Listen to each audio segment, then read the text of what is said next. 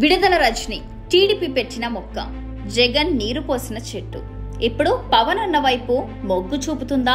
రాజకీయాల్లో బలమైన పట్టు సంపాదించుకున్న విడుదల రజని పేరు ఇప్పుడు రాష్ట్ర వ్యాప్తంగా చర్చనీయాంశంగా మారింది.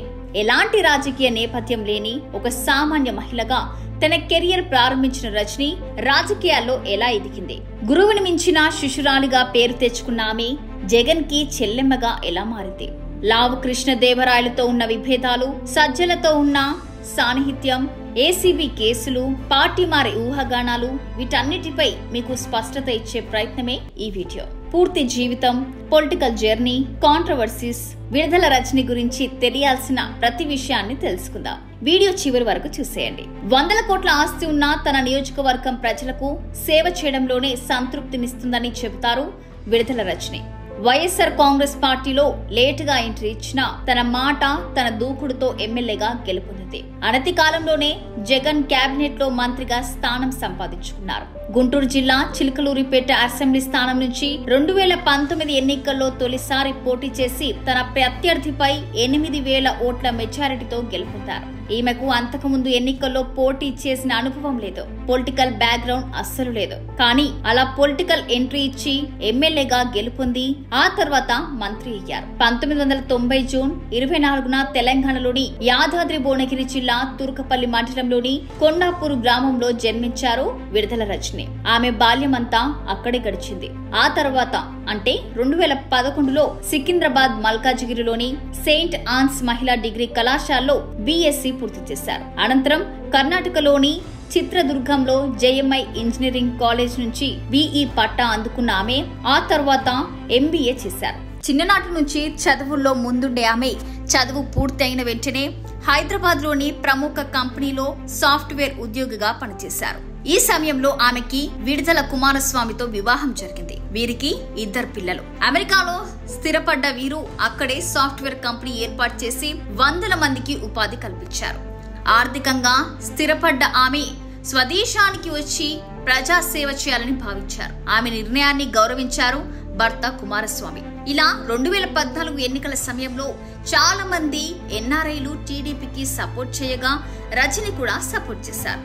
ఈ తరుణంలో విడుదల రజని 2014లో పత్రిపాటి పుల్లారావు సమక్షంలో తెలుగుదేశం పార్టీలో చేరి తన రాజకీయ ప్రస్థానాన్ని ప్రారంభించారు. ఈ నేపథ్యంలో ఆమె విఆర్ ఫౌండేషన్ అండ్ ట్రస్ట్ ను ప్రారంభించి పేద ప్రజలకు తన వంతు సహాయ సహకారాలు అందించారు. నిత్యం ప్రజల్లోనే ఉంటూ చిలకలూరిపేట ప్రజల్లో కలిసిపోయారు రజని. మరోవైపు తెలుగులోనే కాకుండా ఇంగ్లీష్, హిందీ భాషల్లో అనర్గళంగా మాట్లాడే ఆమె సత్తాను గుర్తించిన పత్రిపాటి పుల్లారావు 2017లో విశాఖపట్నంలోని మహానాడులో విడుదల రజనితో మాట్లాడించారు.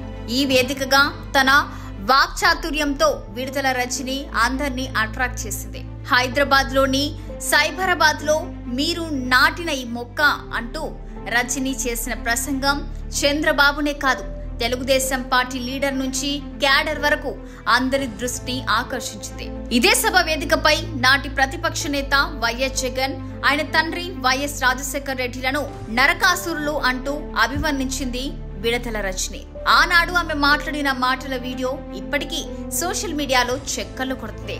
పార్టీలోనే కాదు, తెలుగింట రజని ఒక్కసారిగా పాపులర్ అయిపోయారు. ఇలా ఓవర్ నైట్ స్టార్ గా మారిన ఆమె తనకు 2019 ఎన్నికల్లో ఎమ్మెల్యే సీట్ ఇవ్వాలని, తాను విఆర్ ఫౌండేషన్ పేరిట ఎన్నో సేవా కార్యక్రమాలు చేస్తున్నానని, తనకు చిలకలూరిపేట నుంచి టికెట్ ఇవ్వాలని అధిష్టానాన్ని కోరారామె. కానీ అందుకు టీడీపీ అధినేత చంద్రబాబు కేబినెట్ లో మంత్రిగా ఉన్న పుల్లారావుని కాదని తనకు సీట్ ఇవ్వాలని ఖరాఖండిగా చెప్పేశారు. దీంతో తన రాజకీయ భవిష్యత్తుకు టీడీపీ సరైన వేదిక కాదని భావించారు. ఈ తరుణంలో రాజకీయంగా కీలక నిర్ణయం తీసుకున్నారు రజని. పాదయాత్ర చేస్తూ ప్రజా సమస్యలపై గొంతు ఎత్తిన ప్రతిపక్ష నేత వైఎస్ జగన్ పార్టీలో చేరాలని భావించారు. పాదయాత్ర సమయంలో విజయవాడలో జగన్మోహన్ రెడ్డిని కలిసిన ఆమె వైసీపీ కండువ కప్పుకొని ఫ్యాన్ పార్టీలో చేరారు.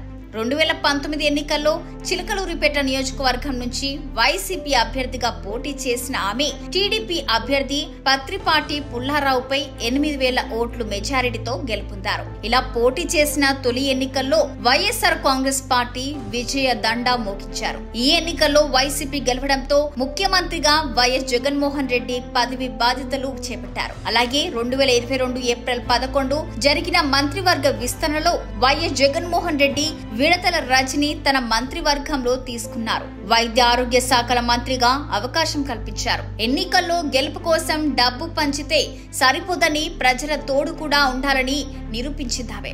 బీసీల అభివృద్ధి, మహిళల రక్షణ, నవరత్నాలు, అలాగే టీడీపీపై అప్పటికే ప్రజల్లో ఉన్న అపారమైన నమ్మకాన్ని ఇంకా బలంగా తీసుకెళ్లి తన గెలుపునకు బాటలు వేసుకోవడంలో రజని 100% సఫలీకృతులయ్యారు. మరి దీంతో పాటు రజని గెలుపునకు సోషల్ మీడియాను సమర్థవంతంగా ఉపయోగించుకున్నారు. తొలిసారి బీసీ మహిళ ఎమ్మెల్యేగా అయ్యి విడుదల రజని చరిత్ర సృష్టించారు. ఆమె ఆరోగ్య మంత్రిగా బాధ్యతలు స్వీకరించిన తర్వాత గవర్నమెంట్ ఆసుపత్రులను మరింత బలోపేతం చేశారు. మంత్రిగా వచ్చిన తర్వాత ఆమె వైద్య ఆరోగ్య రంగంలో 2 నేషనల్ అవార్డ్స్ కూడా అందుకున్నారు. 2024లో జరిగిన అసెంబ్లీ ఎన్నికల్లో విడుదల రజని గుంటూరు వెస్ట్ నియోజకవర్గం నుంచి వైసీపీ అభ్యర్థిగా పోటీ చేశారు. అయితే ఈ ఎన్నికల్లో ఆమె టీడీపీ అభ్యర్థి గల్లా మాధవి చేతుల్లో ఓటమి చవిచూశారు. ఎన్నికల్లో ఓడిపోయిన తర్వాత విడుదల రజని వివాదాల్లో చిక్కుకున్నారు. స్టోన్ క్రషర్స్ కేసుకు సంబంధించి కోట్ల రూపాయల లంచం తీసుకున్నట్లు ఏసీబీ ఆరోపణలు ఎదుర్కొంటున్నారు. ఈ వ్యవహారం రాజకీయ వర్గాల్లో కలకరం లేపుతుంది. ఇక వైసీపీ ఎంపీ లావు కృష్ణదేవరాయలు మరియు విడుదల రజని మధ్య మాటల యుద్ధం జరుగుతుంది. లావు కృష్ణదేవరాయలు ఓ ఇంటర్వ్యూలో రజని తన రాజకీయ గురువు అని మోసం చేసింది అని తీవ్ర వ్యాఖ్యలు చేశారు. ఇక వ్యక్తిగత స్థాయిలో ఆమెను విమర్శిస్తూ రాజకీయానికి తగిన నైతిక విలువలు పాటించలేదంటూ విమర్శించారు. ఇది ఆమె వ్యక్తిగత జీవితాన్ని రాజకీయ వేదికపైకి తెచ్చేలా మారింది. ఇక వైసీపీ ప్రభుత్వంలో ముఖ్య నాయకుల్లో సజ్జల రామకృష్ణారెడ్డి ఒకరు. పార్టీ వ్యూహాలు, ముఖ్య నిర్ణయాల్లో ఆయన పాత్ర కీలకం. రజనిపై జగన్ నమ్మకంతో పాటు సజ్జలతో సాన్నిహిత్యంతో కూడా ఆమెకి పదవులు, అవకాశాలు వచ్చాయని రాజకీయ వర్గాలు విశ్లేషించాయి.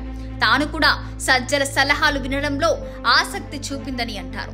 రజని ఇటీవల బాలినేని శ్రీనివాసరెడ్డి సహాయంతో పవన్ కళ్యాణ్ ని కలవడానికి ప్రయత్నించిందని వస్తున్న వార్తలు పార్టీ మారే ఊహాగానాలకు మరింత బలాన్ని చేకూరుస్తున్నాయి. అయితే అధికారికంగా ఆమె ఈ విషయంపై స్పందించలేదు. రాజకీయాల్లో ఏమైనా జరగవచ్చు కాబట్టి ఇది ఖచ్చితంగా తెలియాలంటే వేచి చూడాలి. ఇలా మొదట్లో ప్రజల్లో మంచి పేరు తెచ్చుకున్న విడుదల రజని ప్రస్తుతం రాజకీయంగా కష్టకాలంలో ఉన్నారు. ఎన్నికల్లో పరాజయం, అవినీతి ఆరోపణలు ఆమె భవిష్యత్తుపై ప్రశ్నార్థకాన్ని మిగులుస్తున్నాయి.